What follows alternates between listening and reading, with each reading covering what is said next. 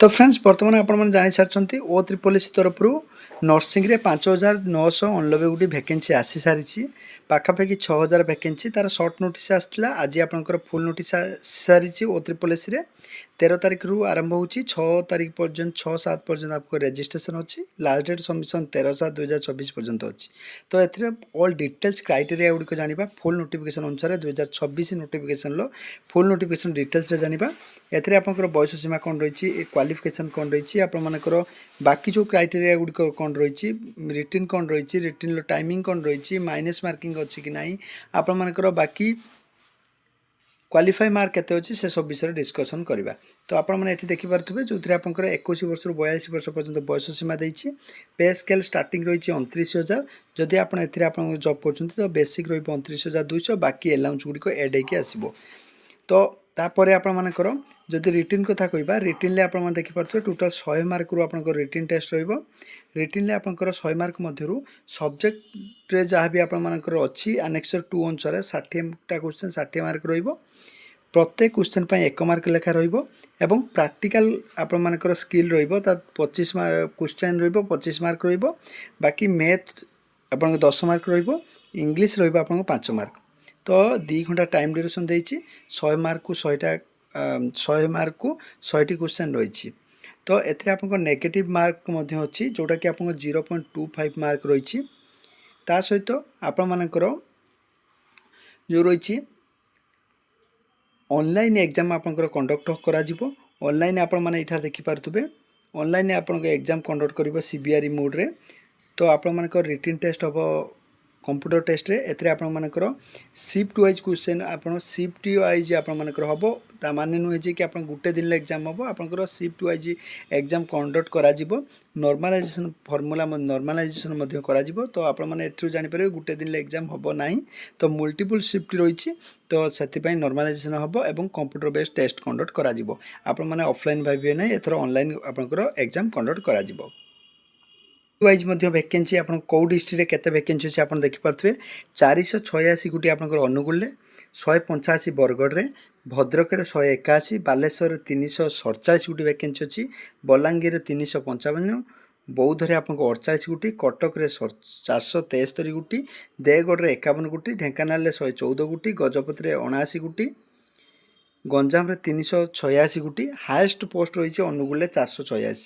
तापर आपर जगतसिंहपुर 112टी जाजपुर 221 झारसुगुड़ा 37टी कलाहांडी 143टी कंधमाल 100टी केन्द्रापड़ा 174टी केउझर 197 खोर्धार 132 गोटी पोस्ट रही बाकी डिस्ट्रिक्ट गुड़िक आपठार देखिपारे बाकी डिस्ट्रिक्ट गुड़िक यार जो पीडीएफ रही टेलीग्राम प्रोवाइड करदेवी सेठू आपरे। तो बर्तमान आप देखिपे फाइनाल नोटिफिकेशन आपको आस सारी आपन जदि क्वालिफिकेशन कथा कहबे आपन जदि +2 पास करथिबे एवं जे कोनोसी जीएनएम हो किबा बीएससी नर्सिंग करथिले आपन या को अप्लाई करि पारिबे। कौन कौन डॉक्यूमेंट आवश्यक ता कहबा। तो जितेबाला डॉक्यूमेंट वेरिफिकेशन कंडक्ट हम से आपर जो काउंसलिंग करथिबे नर्सिंग रे काउंसलिंग सर्टिफिकेट रजिस्ट्रेशन सेटा आवश्यक रही। तापर जदि एससी एसटी एससीबीसी जेकोसी आपर कैटेगरी बिलोंग कर तो कि डिसेबिलिटी अच्छा तार आपर सर्टिफिकेट देवाई पड़ो एवं आपण जो भाई कहली कि आपर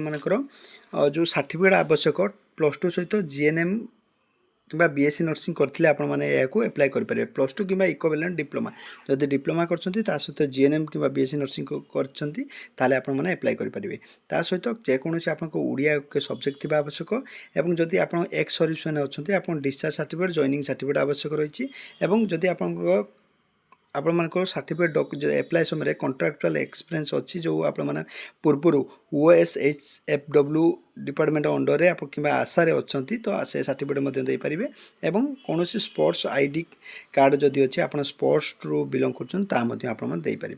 देवे। तो यहाँ हूँ अनुसार आप डॉक्यूमेंट वेरिफिकेशन हम प्लेस आपण मानकर बाकी रहा बाकी आपण मानकर एग्जाम डेट आपण मानकर written test exam date place ये सब आपण एडमिशन लेटर मिल जापाई ओ त्रिपोलिस वेबसाइट विजिट करने कहुई से अनुसार आज आपने प्रिपेयर हेबे आपण मानकर नर्सिंग तो आपण मानकर जो मान पाखे नर्सिंग अच्छी से प्रिपेयर हे जीएनएम एवं बीएससी नर्सिंग एवं एथिरे आपण मानकर जदि एप्लाई कथा कहबा एप्लाई आपनकर एससी एसटी କିମ୍ବା ଡିସେବିଲିଟି ଅଛନ୍ତି ଏବଂ ତା ସହିତ ଆପଣଙ୍କର ପେମେଣ୍ଟ ରହିଛି ଆପଣ ଯେଉଁ ଆପ୍ଲିକେସନ୍ ସବମିଟ୍ କରିବେ ଏଥିରେ SC ST PWDକୁ ଛାଡ଼ିକି ବାକି ସମସ୍ତଙ୍କୁ 500 ଲେଖାଏଁ ଏବଂ ଏକ୍ଜାମ୍ ଫି ପଡ଼ିବ ଏବଂ ବାକି ଯେଉଁ ଆପଣମାନଙ୍କର